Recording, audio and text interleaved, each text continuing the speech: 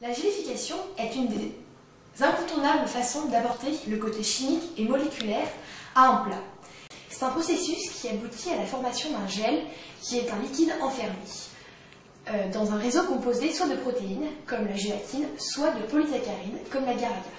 Les physiciens et chimistes résument ce phénomène en disant tout simplement qu'un gel est un solide constitué de plein de liquides.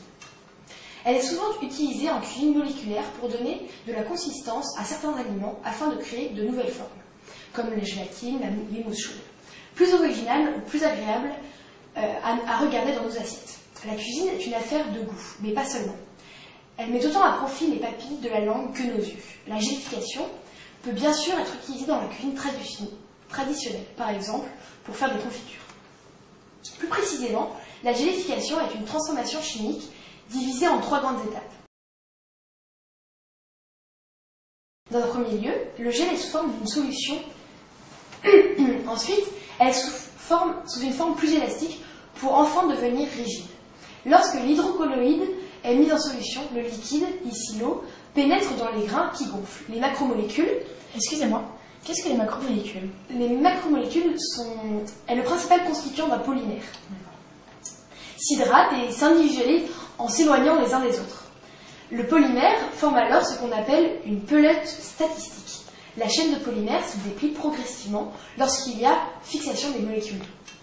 Ce dépliement permet alors de mettre en évidence des zones de la chaîne polymère, de 2 types différents, les zones dites hydrophiles, solubles dans l'eau, et les zones hydrophobes, qui ne sont pas solubles dans l'eau.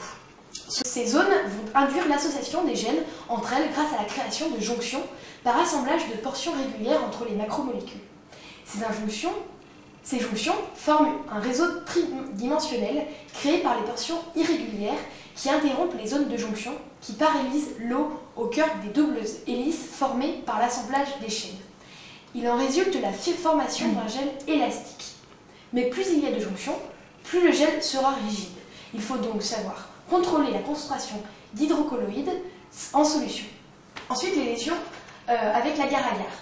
L'agar-agar est un gélifiant naturel qui se présente généralement sous la forme d'une poudre blanche ou jaunâtre. Il est utilisé pour remplacer les protéines animales. Il est obtenu en faisant bouillir puis sécher les algues rouges, rodophycées. Le filtrat obtenu est refroidi pour permettre de gélifier ce gel et ensuite déshydraté par pressage par une congélation ou une décongélation. Il est enfin séché avant d'être réduit en poudre. Il fait partie des additifs alimentaires. On peut le trouver sous le nom de E406.